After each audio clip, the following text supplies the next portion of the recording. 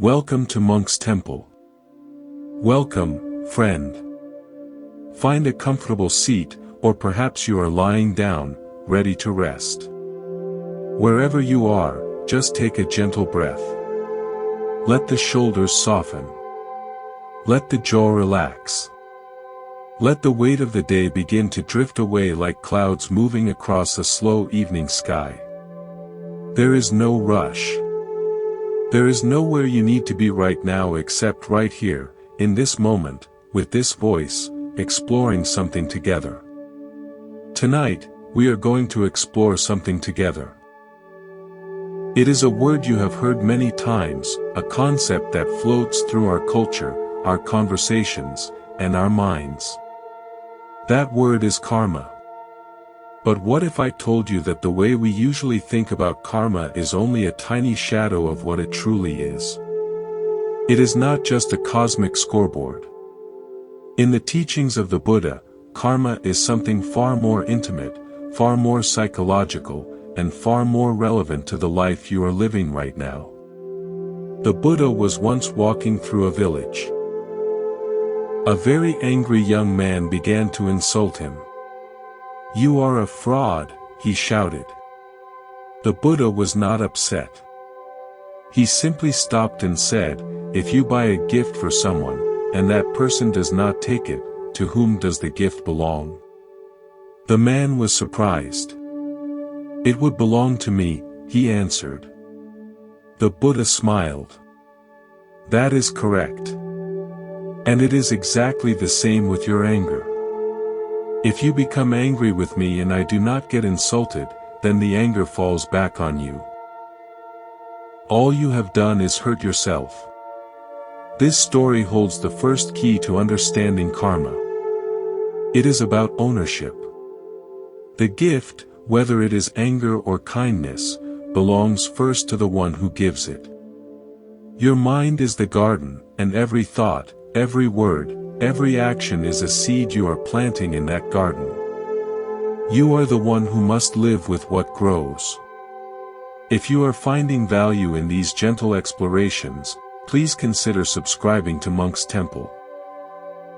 It is a simple way to support this space and ensure these teachings find a place in your daily life. Now, let's look deeper at that word. In the ancient language of Pali, the word is kamma, which simply means action. But the Buddha added a crucial qualifier. He said, "It is intention that I call karma." Having formed the intention, one performs an action with body, speech, or mind. This is the cornerstone. Without intention, there is no karma. If a leaf falls from a tree and hits you on the head, that is not your karma. It is just an event. But the moment you feel a flicker of annoyance at that leaf, that flicker of annoyance is karma. It is a mental action born from an intention. Karma is intentional action. Intention is like the steering wheel of a car. It determines the direction you go. It is not the car itself, but your choice of where to steer. Think of a potter. The potter takes a lump of clay. As the potter shapes it with intention, "I want to make a wide bowl," the clay takes on a form. Our lives are like that clay. The raw material is the present moment. Our intentions are the hands of the potter, shaping the clay into our future experience. Based on intention, we see two categories of action. The Buddha called them kusala and akusala, wholesome and unwholesome. Let's look at these as psychological descriptions. Imagine holding a cup of hot tea. Kusala is holding it with a steady, relaxed hand. You are not gripping it tightly. Akusala is gripping that cup with a clenched fist. Your whole arm is tense. The grip itself is painful. Kusala actions, born from generosity, patience, kindness, are like holding the cup with an open hand. They feel expansive. When you give someone a genuine compliment, do you feel a contraction or an opening? You feel an opening. That openness is the immediate result of a wholesome mental action. Akusala actions, born from greed, hatred, delusion, are like gripping that cup with all your might. Think of the last time you felt jealousy. Did your body relax or tense? It became a tight, painful state. That contraction is the immediate result of an unwholesome mental action. You don't have to wait for a future life. The result is the experience of the action itself. Consider scrolling through social media. You see a photo of a friend on a beautiful vacation. A seed of envy might arise. It feels like a little pinch in the heart. That pinch is the karma of envy. It produces its fruit in that very instant. Alternatively, a wholesome intention of gladness might arise. You think, I'm so happy for them. That feeling of warmth is the karma of gladness. It rewards you immediately with happiness. The Buddha used the words vipaka and phala. Vipaka means the result. Phala means the fruit. This is the natural law of cause and effect. Let me offer a metaphor. Imagine you are a baker. You decide to bake a loaf of bread. Your intention to nourish your family is the karma. You gather your ingredients, flour, water, yeast. Your actions, mixing, kneading, baking, are the expressions of that intention. You put the loaf in the oven. The heat transforming the dough is vipaka, the process of results unfolding. Finally, you open the oven and take out a beautiful loaf of bread. That loaf is phala, the fruit. It is the tangible result of your initial intention. The nature of the fruit depends entirely on the nature of the seed. If you used fresh ingredients and kneaded with care, you will get a nourishing loaf. If you used old ingredients and rushed, the bread will reflect that. The universe is not judging you. It is simply operating according to a natural law. The bread is not being punished. It is simply being what its causes made it. Now, why is it so important to understand this? Why did the Buddha spend so much time explaining this law? It was not to make us feel guilty or to predict our next life. It was to free us in this one. Firstly, understanding karma makes it incredibly easy to be compassionate, both with others and with yourself. Let's look at others first. When you see someone acting out of anger, saying cruel things, causing harm, what is your typical reaction? It is often to judge them, to label them as a bad person. But with the lens of karma, you see something else. You see someone who is in the grip of a painful, contracted state of mind. They are gripping the hot cup with white knuckles, and they are getting burned. Their anger is their own punishment. It is a fire that is consuming them from the inside. Seeing this, your judgment can naturally soften into compassion. You can think, they must be in so much suffering to act in this way. This doesn't mean you condone their actions, but you can have compassion for the person behind them. I recall a story from a therapist I once knew. He worked with a young man who had a terrible temper. He would explode at his wife, his children, his co-workers. He came to therapy because he was about to lose his family. As they talked, the therapist didn't judge him. Instead, he asked him, "What does it feel like, right before you explode?" The man closed his eyes and after a long silence, said, "It feels like I'm a little boy again, and I'm trapped in a closet. I'm terrified and no one can hear me screaming." His anger was not born from evil, but from a deep, unhealed wound of fear. It was an unwholesome coping mechanism he had learned to survive. Understanding this didn't excuse his behavior, but it allowed the therapist, and eventually the man himself, to have compassion for the source of the karma, which was the only way to begin to change it. This leads to the second aspect, compassion for yourself. How many times have you done something you regret and then spent days, weeks, or even years beating yourself up over it? I'm so stupid. I'm a bad person. Why did I do that? This self-hatred is itself a powerful, unwholesome karma. It is more of the same contracted, painful energy. Imagine a child learning to walk. They stumble and fall.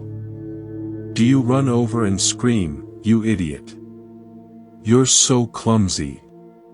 You'll never learn to walk"? Of course not. You kneel down, you open your arms, and you say, "It's okay. It's okay. Let's try again." You have compassion for the struggle. Your past mistakes are like a child falling down. You performed an unwholesome action because at that moment, you were acting from a place of confusion, pain, or habit. It does not mean you are a bad person.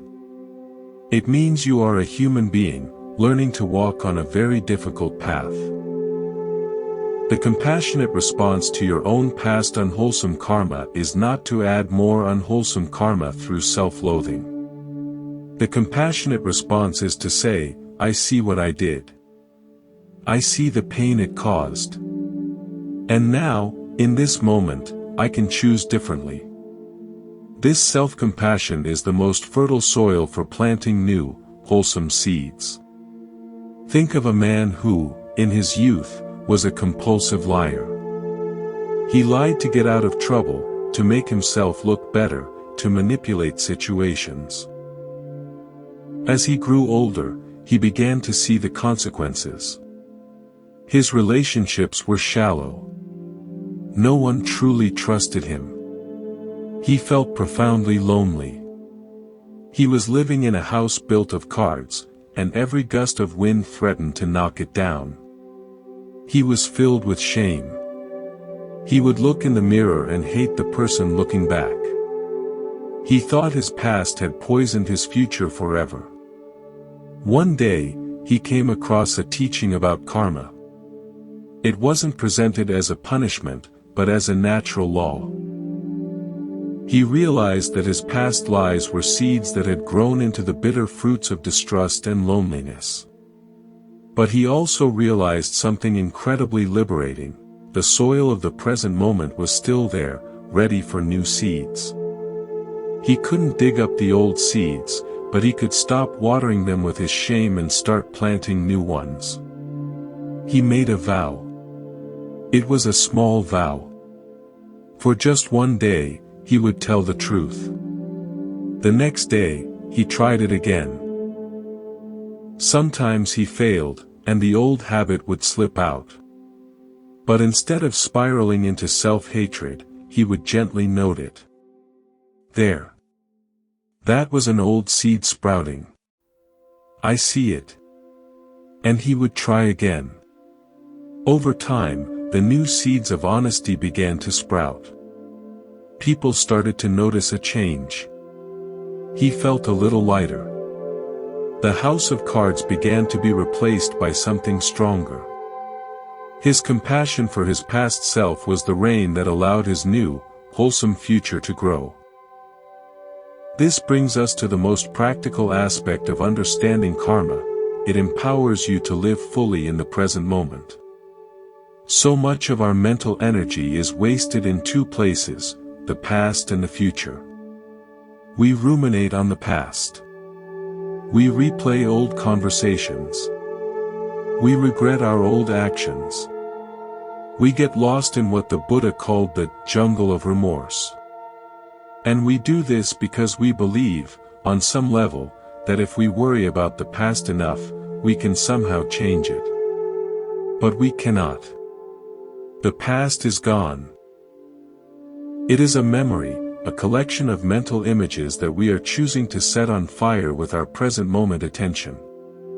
The teaching on karma is a profound invitation to let go of the past. It says, you have already planted the seeds. The results are already in motion. Your worry will not stop them from sprouting. Your guilt will not make them sweeter. What you can do is change your relationship to the results when they come. And more importantly, you can focus on the only thing you truly have any power over, the seed you are planting right now. Consider a farmer. The farmer has already planted his fields in the spring. Now it is summer. He cannot go back and change the seeds he planted. He cannot make the corn grow faster by yelling at it. But he can tend to the field in the present moment. He can water the crops. He can pull the weeds. His present moment actions are what will determine the health of the harvest. If he spends all his time in the summer worrying about whether he planted the right seeds in the spring, he will neglect his current tasks and the harvest will suffer. The wise farmer knows that the work is always in the present. This is the power of mindfulness. Mindfulness is the quality of attention that allows you to see the seed you are about to plant before it goes into the ground. It creates a tiny pause between the impulse and the action. Imagine you are in a conversation with someone, and they say something that stings. It is a little jab. In that moment, a habit energy rises up in you. The unwholesome seed of retaliation is there.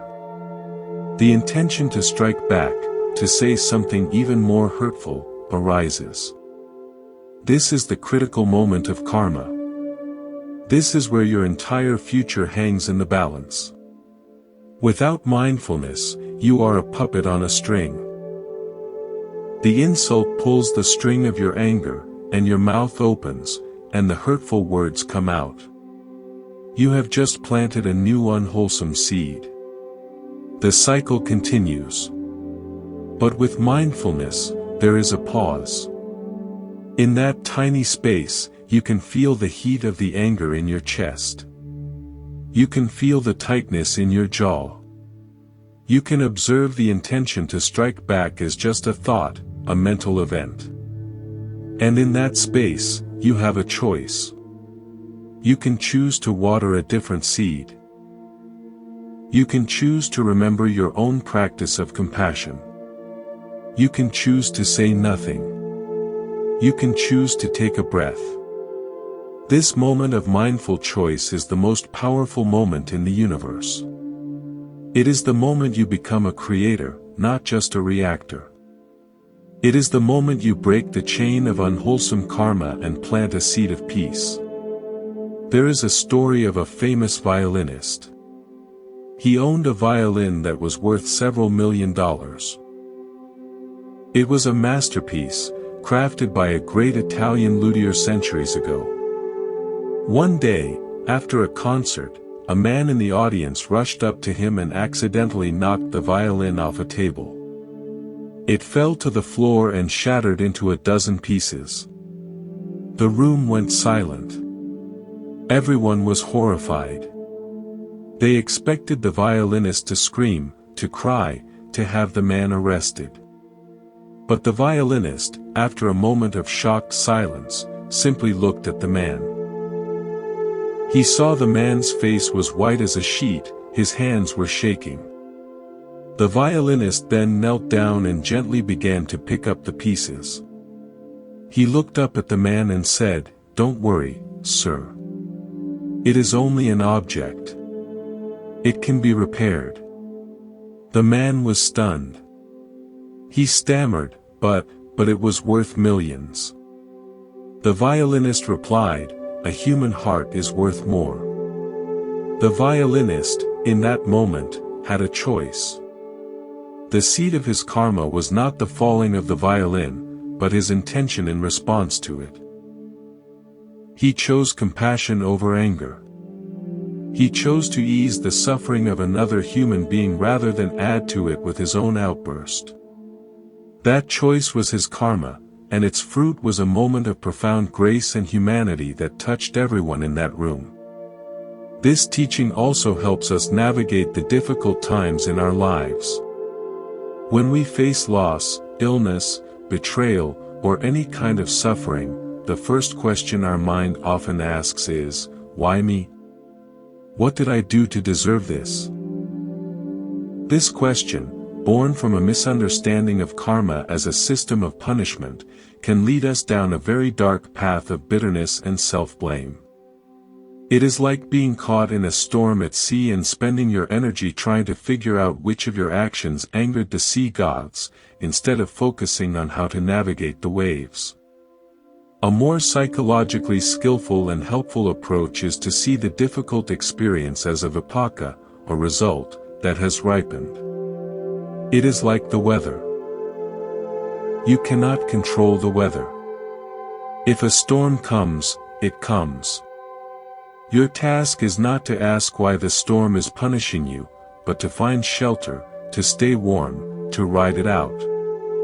The teaching on karma gives us the wisdom to accept the things we cannot change, the results of past actions that are now unfolding, and the courage to change the one thing we can, our present moment response to them. Think of a woman who was diagnosed with a chronic illness. In the beginning, she was consumed by anger. Why me? I've tried to be a good person. I've donated to charity. I've been kind. This is so unfair. This anger was a second arrow, as the Buddha would say. The first arrow was the physical pain and limitation of the illness. The second arrow was the mental anguish of self-pity, blame, and resistance that she shot into herself. It made her suffering 10 times worse.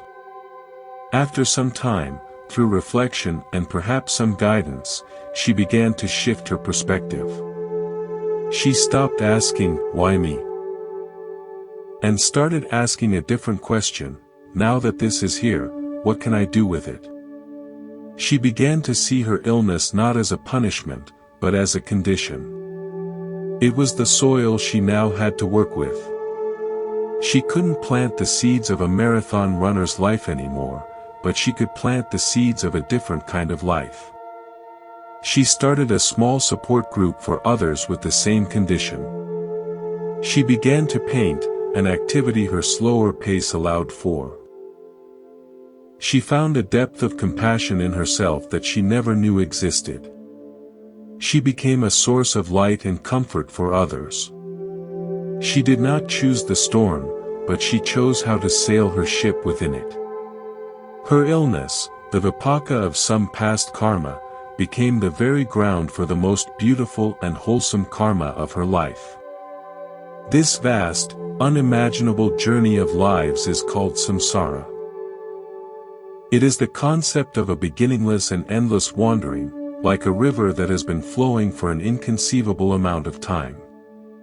In this long journey, we have all done everything. There is not a single wholesome action you can imagine that you have not done at some point. And there is not a single unwholesome, terrible action you can imagine that you have not also done. We have all been saints, and we have all been sinners. We have all been angels, and we have all been demons. This is not a morbid thought. It is an incredibly liberating one. It means you cannot define yourself by any one action from this life. You are not your worst mistake, and you are not your greatest achievement. You are a vast, flowing river of potential, carrying the seeds of every possible experience. Consider an ancient, gnarled tree in a forest. Its trunk is thick, its bark is rough, and its branches twist in every direction. It has lived through countless storms, droughts, and floods. Its form is the result of all its past conditions. You could look at this tree and judge it. You could say, what an ugly, twisted tree. But to the tree itself, its form is just its history. It is not a judgment. And the most important thing about this tree is not the shape of its old branches, but its ability, right now, in this very spring, to produce new, green leaves. Your past is like the gnarled trunk of the tree. It has shaped you, but it does not define your future. Your future lies in the new shoots of green you are putting out right now, in this present moment. This understanding dissolves the last vestiges of self-hatred. When you catch yourself acting out of an old, unwholesome habit, you can smile at it, not with judgment, but with the gentle knowing of a parent watching a child stumble. Ah, there you are, old friend. I see you're still there. Thank you for showing up, but I think I'll make a different choice this time. You are not fighting with your past, you are simply choosing your future. There is a story about a woman who worked as a cashier in a busy grocery store. Her job was monotonous, and she often encountered rude customers. One evening, a man came through her line who was clearly having a terrible day. He was short-tempered, he complained about the prices, he criticized her speed, and he made a few unkind remarks about her appearance. The old pattern in her would have been to match his energy, to become cold and defensive, to give him silent, hostile service. But she had been practicing mindfulness. As he unloaded his cart, she noticed the tension in his shoulders. She noticed the dark circles under his eyes. She noticed how he kept glancing at his phone with worry. Instead of reacting to his words, she looked at the man behind them. When she finished scanning his items, she didn't just hand him his receipt. She looked him in the eyes and said gently, "Sir, I don't know what kind of day you're having, but I hope it gets better from here." The man froze. He stared at her for a long moment. Then, something shifted in his face. His eyes welled up with tears. He mumbled, "Thank you," and quickly left. He came back the next day. He found her laying and waited in line. When he reached her, he said, "I want to apologize for yesterday. My wife had just called to tell me she was leaving me. I was taking it out on everyone. Your words stopped me. They made me feel like someone saw me. Thank you." In that moment, the cashier understood the power of her intention.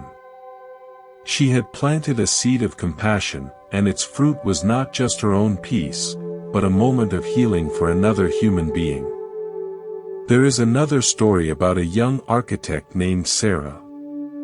She was brilliant, ambitious, and worked tirelessly. She believed that if she just worked hard enough, she could control every outcome in her life. But life had other plans. A major project she had spent 2 years designing fell through. Her boyfriend ended their relationship unexpectedly. Soon after, she suffered an injury that kept her sedentary for weeks. Sarah was devastated. She fell into a deep depression. She kept replaying everything in her mind, trying to find the exact moment where she had made a mistake. She was convinced that if she could just find the error, she could fix everything. This is the trap of misunderstanding karma. She was treating her life like one of her building designs, believing that if she found the flaw in the blueprint, she could rebuild perfectly. One day, a friend took her to a meditation center. She sat with a teacher who listened patiently. When she finished, the teacher said simply, "You are trying to swim upstream. You are exhausting yourself fighting against the current of what has already happened. Rest for a moment. Let the river carry you. Then swim to the shore you choose." This was a new thought for Sarah. She had been so focused on the past that she had forgotten she was still in the river. She began to sit with her pain without demanding an explanation. She stopped asking, "Why did this happen?" and started asking, "What is here now?" She noticed that beneath the sadness, there was still a creative spark. She started small. She began sketching again, not for clients, but for herself.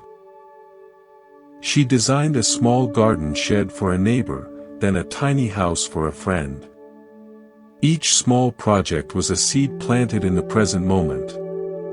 Slowly, her life rebuilt itself, shaped by her present intentions rather than her past regrets. Consider the story of a man named David who worked as a paramedic. For 20 years, he had rushed into emergencies, saving lives, witnessing trauma. He never thought much about it. He just did his job.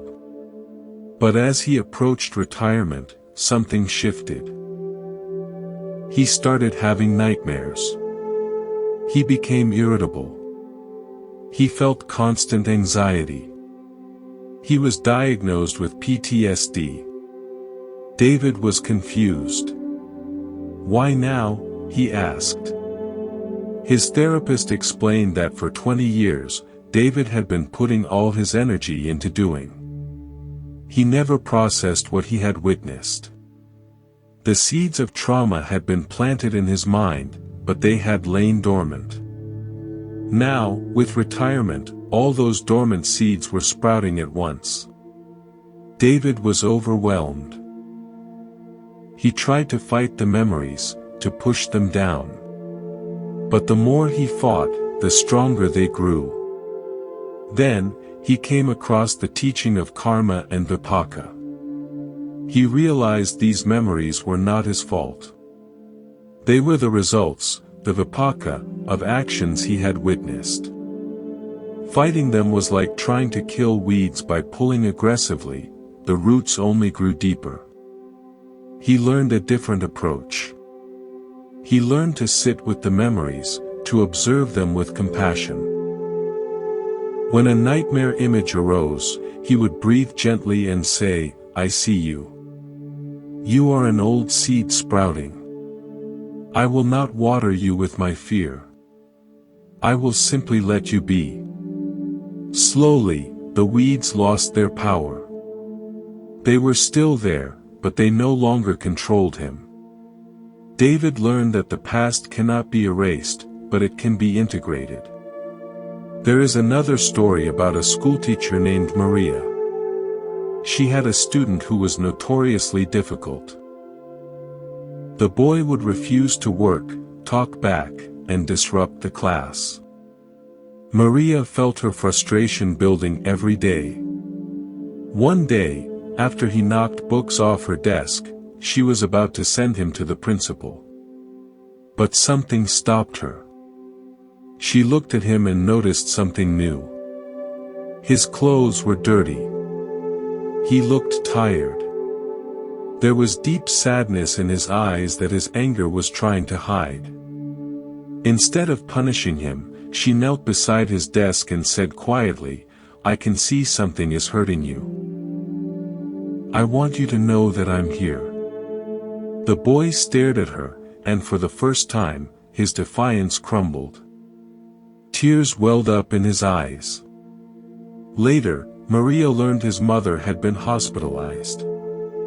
His father was working double shifts. He had been alone, scared, and overwhelmed. His anger was not karma directed at her. It was the fruit of his own suffering. Maria's compassion was a seed planted in the heart of a child. There is a famous story about a Zen master sitting by a river. A samurai came upon him and demanded, "Tell me, what is the difference between heaven and hell?" The Zen master replied with a sneer, "You are a rude brute. I would not waste my breath on you." The samurai was instantly enraged. He drew his sword and raised it to strike. In that moment of pure rage, he was in hell. The Zen master looked calmly at him and said, "That is hell." The samurai froze. He understood. He sheathed his sword and bowed deeply, tears in his eyes. The Zen master said, "And that is heaven." Heaven and hell are not distant locations. They are psychological states, created in this very moment by our intentions. Hell is the state of being controlled by hatred. Heaven is the state of a mind free from these fires. Every moment, you hold the key to both realms. The key is your intention. As we continue, I invite you to reflect deeper on this. Karma is not a philosophy to believe in. It is a practice to live. It is the practice of paying attention to the seeds you are planting with your thoughts, your words, and your deeds. Consider the story of a woman named Elena who worked in a busy city hospital. She was a nurse in the pediatric ward, a place filled with both hope and heartbreak.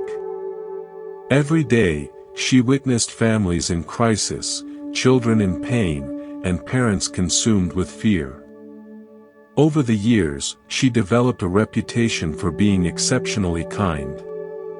Parents would request her. Colleagues wondered how she remained so warm in such a difficult environment. One day, a young intern asked her, "How do you do it? How do you stay so kind when you see so much suffering?" Elena smiled and said, "I didn't always be this way. In my first year, I would go home every night and cry. I carried the pain of every child home with me. I was exhausted and bitter. Then one night, I had a dream. In the dream, an old nurse appeared to me and said, 'You are trying to carry the ocean in a bucket. Stop. Just be a drop of clean water. That is enough.'" Elena continued, "I realized I could not fix everything.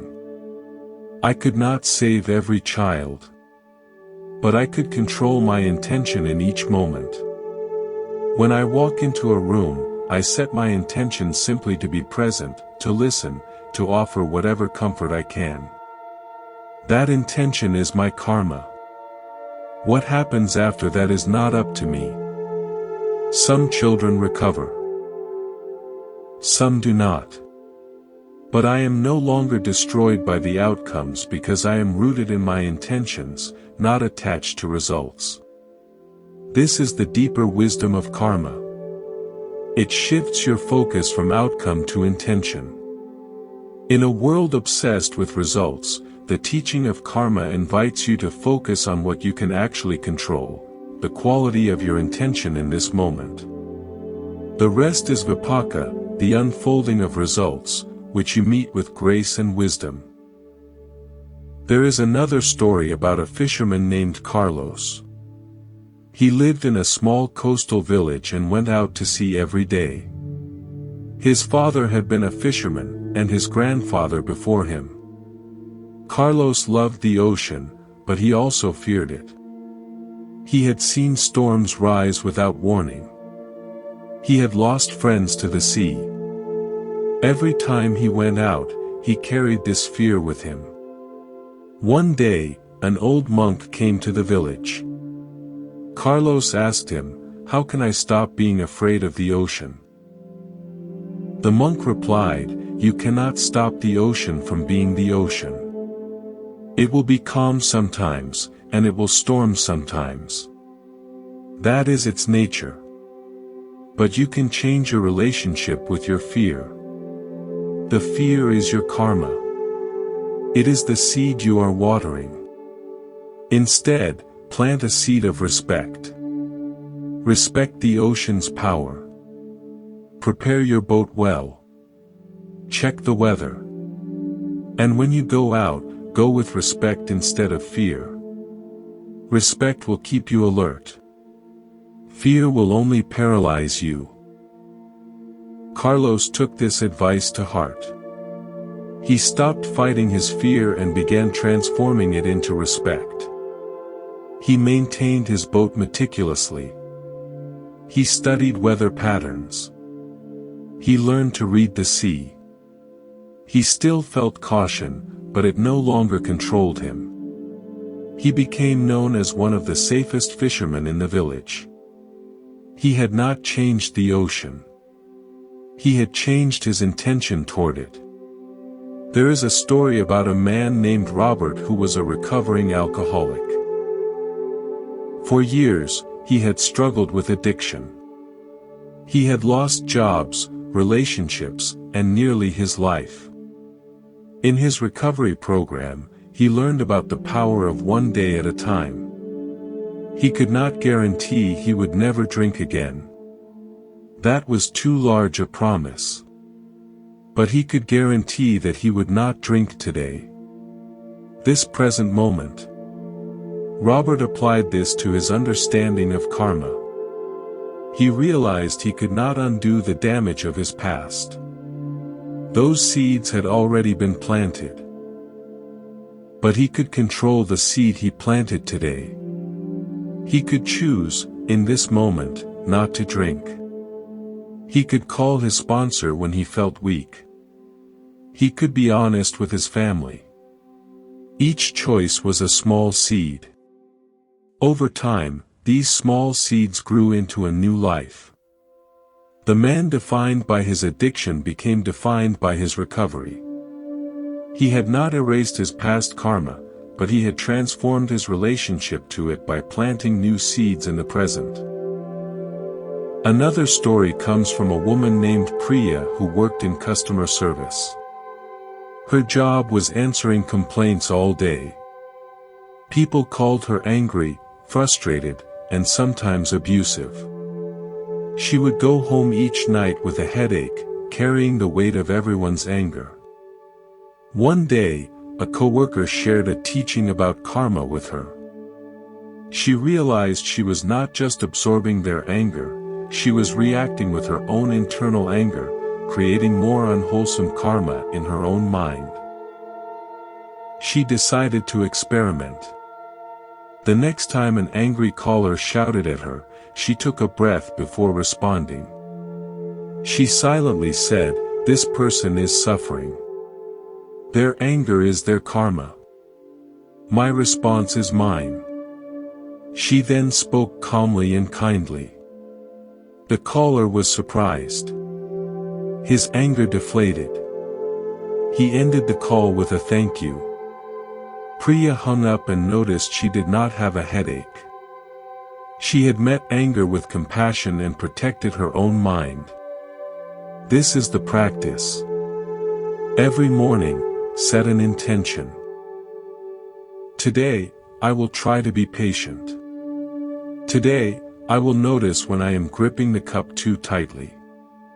This intention is a seed. Throughout the day, when you catch yourself being impatient, simply note it and gently return to your intention. This gentle returning is itself a powerful karma.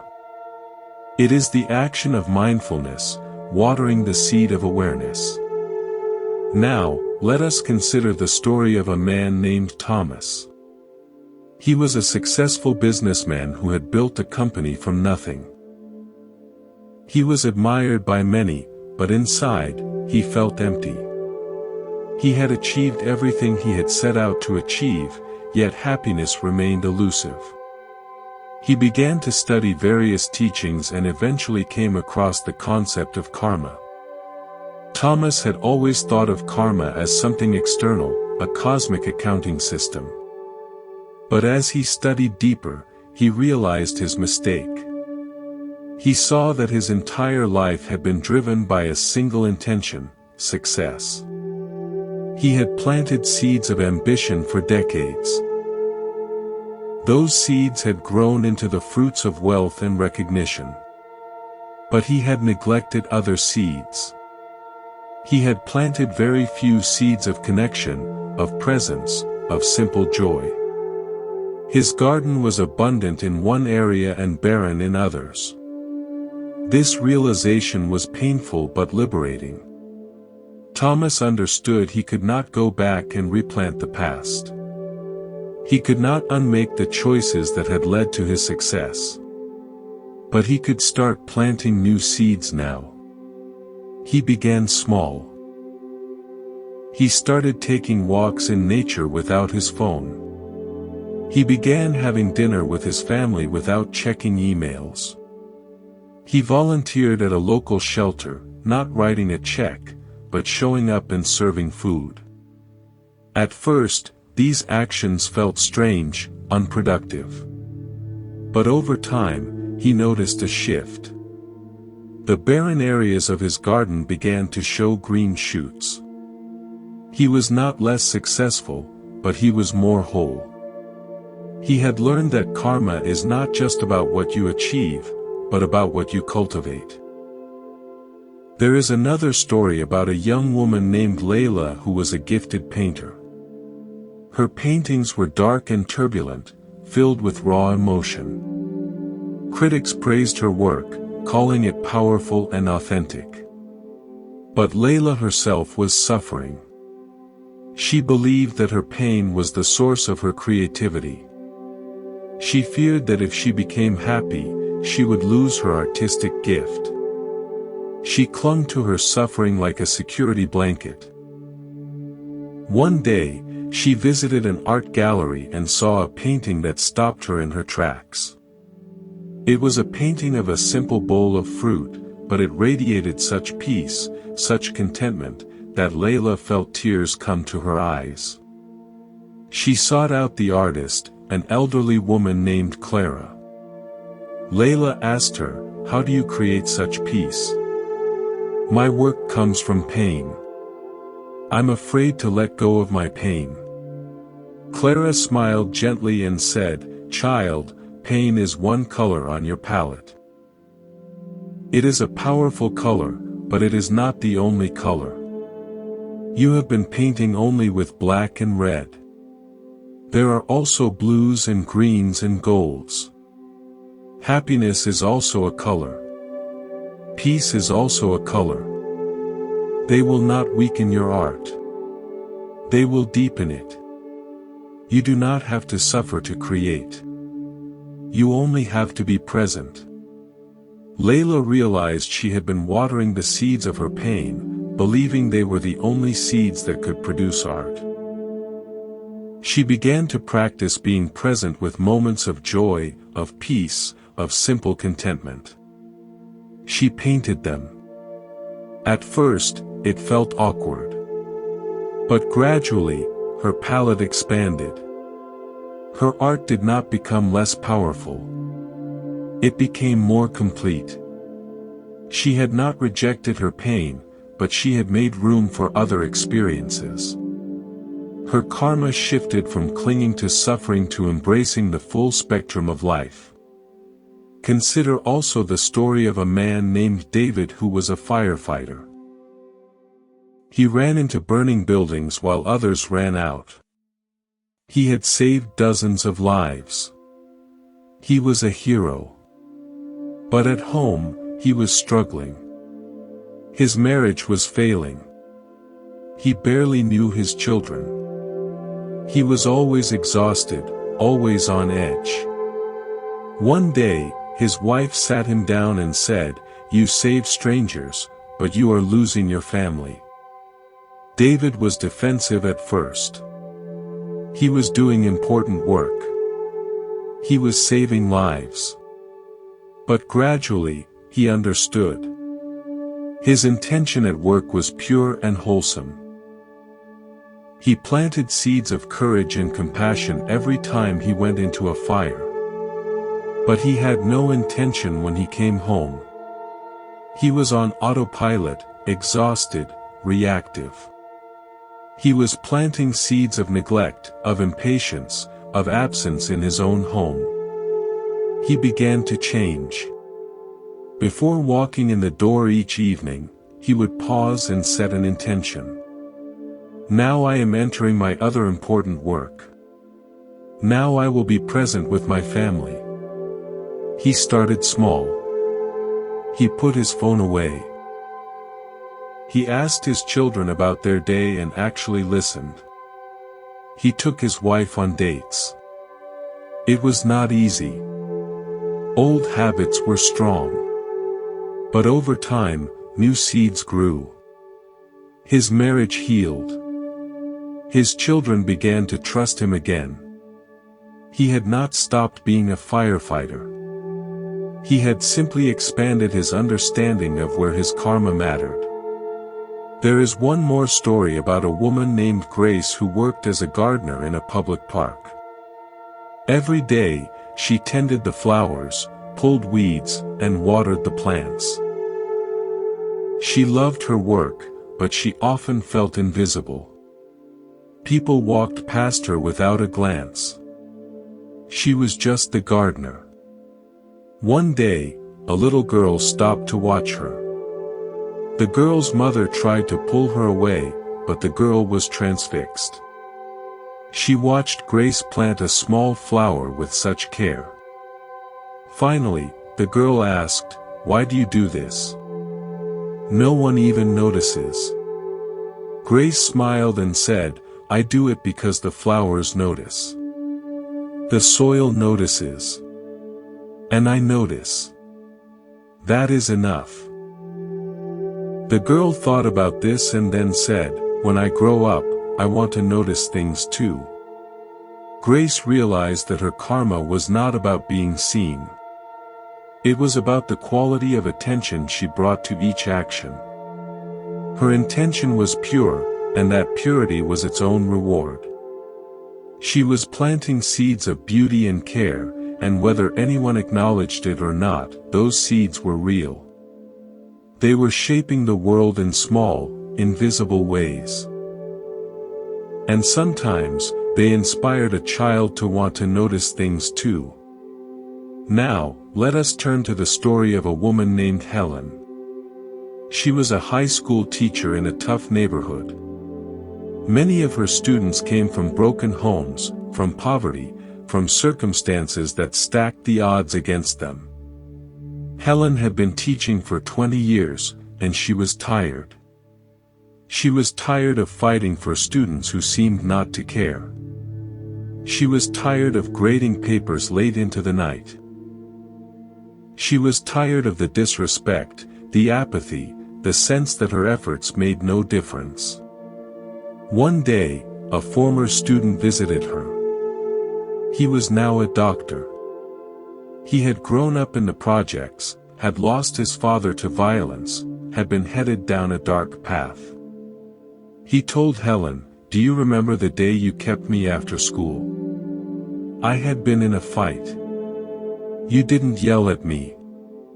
You just sat with me in silence for a while. Then you said, 'I see more in you than you see in yourself. One day, you'll see it too.'" I never forgot those words. They became a seed. It took years to grow, but it grew. Helen wept when he left. She had no memory of that moment. It had been one small action among thousands. She had planted a seed she never knew she planted. She realized that her karma was not measured by the test scores, by the successful lessons, by the moments she could see. It was measured by the countless invisible seeds she planted every day, seeds that might take decades to bear fruit, seeds she would never witness.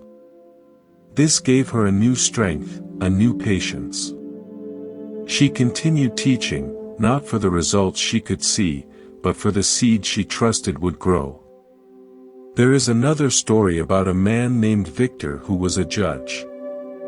Every day, he sat on the bench and passed judgment on people. He saw the worst of humanity, violence, betrayal, cruelty. Over the years, he became hardened. He began to see people as their worst actions. A person was a thief, a drug dealer, an abuser. He lost sight of the human behind the crime. One evening, his daughter asked him a question that stopped him cold. Dad, do you think people can change? Victor opened his mouth to answer, but no words came. He realized he no longer believed people could change.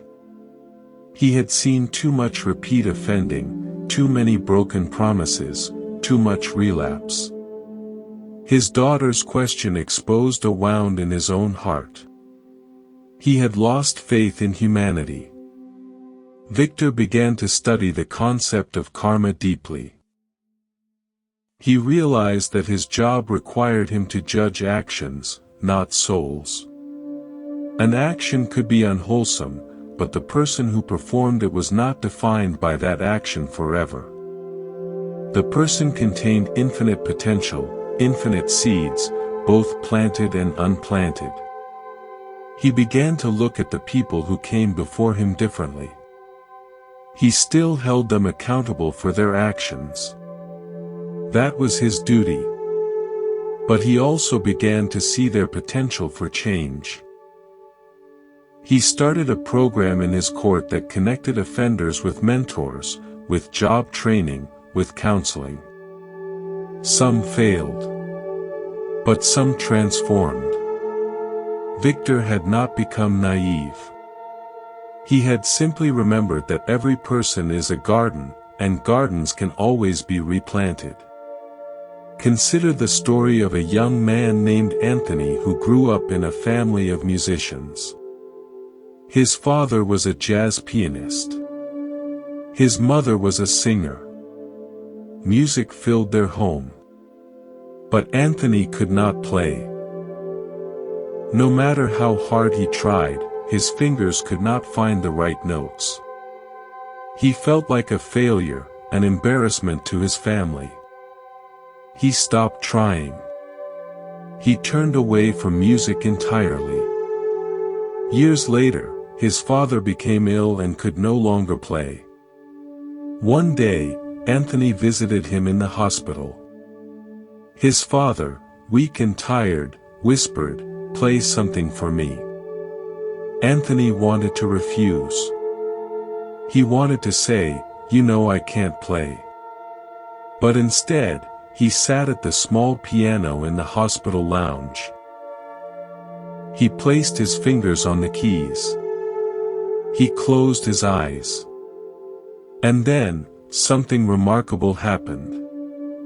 He did not try to play. He simply listened. He listened to the silence between the keys. And then, slowly, his fingers began to move. He played a simple melody, one he had never learned, one that came from somewhere deeper than memory. It was not technically perfect, but it was full of heart. When he finished, he opened his eyes and saw his father crying. His father said, "You were always so worried about playing the right notes." But music is not about the right notes. It is about the space between them. It is about intention. Today, you finally played. Anthony realized that his fear of failure had paralyzed him. He had been so focused on the outcome, on playing perfectly, that he had forgotten the intention. When he finally let go of the outcome and simply played from the heart, the music came. His karma was not about being a great musician. It was about showing up, with love, and letting the notes fall where they may.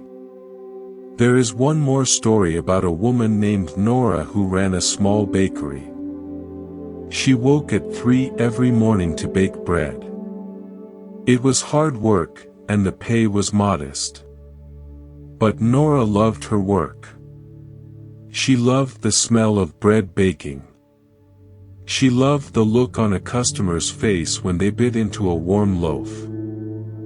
One day, a wealthy developer came to her and offered to buy her building. He wanted to tear it down and build luxury apartments. The offer was more money than Nora had ever imagined.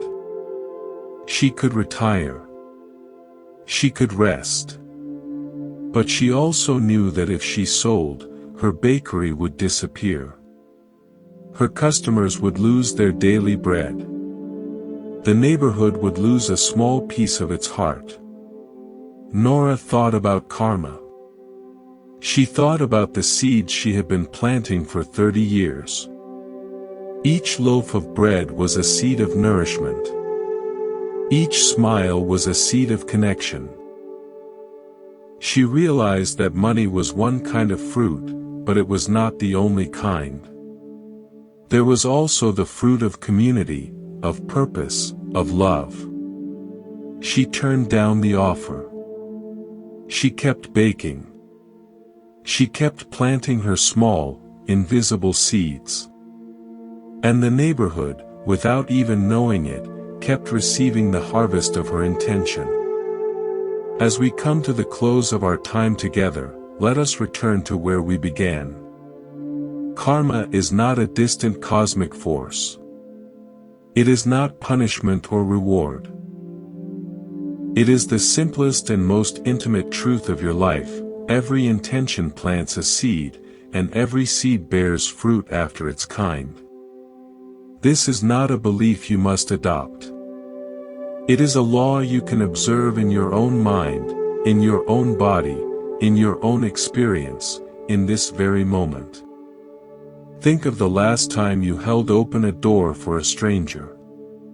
Do you remember the feeling? There was a small warmth, a subtle expansion in your chest. That warmth was not a promise of future reward. It was the immediate fruit of a wholesome action. And think of the last time you spoke harshly to someone you love. Do you remember the contraction that followed, the tightness in your throat, the weight in your stomach? That contraction was not a threat of future punishment. It was the immediate fruit of an unwholesome action. Heaven and hell are not places you go after you die. They are states you enter with every intention. Tonight, as you drift toward sleep, you can practice this. Think back over your day. Do not judge the day as good or bad. Simply review it like a gardener walking through their garden at dusk. See the flowers that bloomed, a moment of patience, a kind word, a generous thought. Acknowledge them. Rejoice in them. See the weeds that sprang up, a flash of anger, a moment of jealousy, a harsh word. Acknowledge them too, not with guilt, but with simple, honest recognition. Yes, that seed was watered today. This gentle, non-judgmental awareness is the most powerful gardening tool you have. It prepares the soil for tomorrow. Consider the story of an elderly monk who lived alone in a small forest hut. Each morning, he would rise before dawn and sweep the path in front of his hut. He would sweep with great care, even though the path led nowhere important and no one ever came to visit. A young man who lived nearby noticed this and asked him one day, "Why do you sweep the path every morning? No one walks here. No one sees it."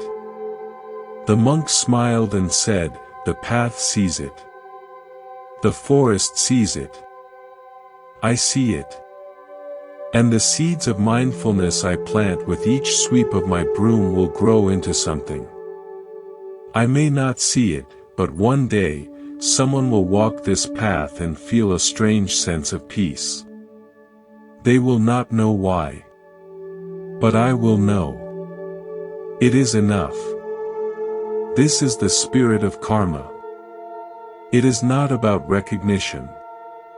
It is not about immediate results. It is about the quality of attention you bring to each moment. It is about planting seeds of kindness, of patience, of presence, even when no one is watching, even when you will never see them grow. Because they will grow. That is the law. That is the promise. There is another story about a woman named Margaret who spent her life caring for her disabled brother. She never married. She never traveled. She never pursued a career. Her life was small and quiet and devoted entirely to another person. Near the end of her life, a neighbor asked her if she had any regrets. Did she wish she had lived a different life? Margaret thought for a long moment and then said, "When I was young, I worried that my life was too small, that I was wasting my potential. But now I understand. Every meal I fed my brother was a seed. Every night I stayed up with him when he was sick was a seed. Every time I chose patience over frustration was a seed. I cannot see the garden I have planted. It is not for me to see. But I trust that it is there.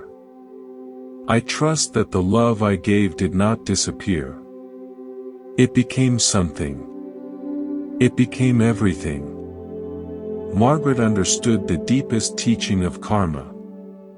It is not about what you get. It is about what you become. It is not about the harvest you will see.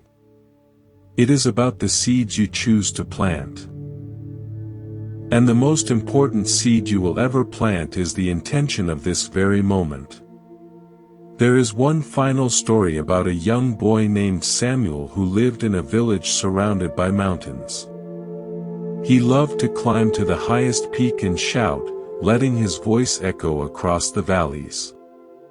One day, he shouted, "I hate you." And the echo came back, "I hate you. I hate you." He was frightened and ran home to his grandmother. He told her, "The mountain is angry at me." His grandmother smiled and said, "Tomorrow, go back to the mountain and shout, 'I love you,' and see what happens." The next day, Samuel climbed the mountain and shouted, "I love you." And the echo came back, "I love you. I love you."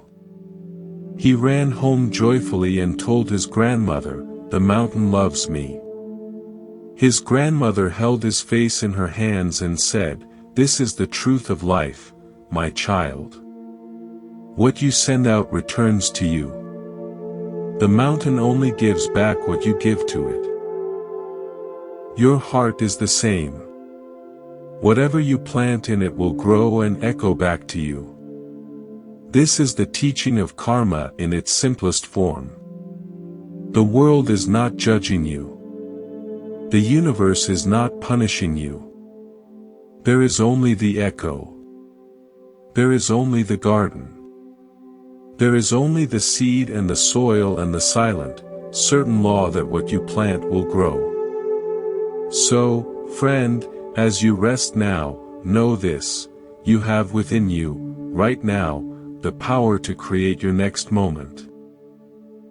You have the power to choose heaven or hell in the very next thought you think, the very next word you speak. The past is a garden already planted. You cannot change it. But the present moment is soil, waiting for your hand. What will you plant? May you be mindful of the seeds you plant. May you be compassionate with the garden you have inherited. May you trust that even the smallest seed of kindness, planted today, will one day bear fruit you cannot yet imagine. And may you rest in the peace that comes from knowing that this present moment is always fresh, always new, and always yours to shape. Thank you for walking this path with me tonight at Monk's Temple. If these teachings have touched you, please share this space with others who might need it. Until next time, stay happy and stay safe. Good night.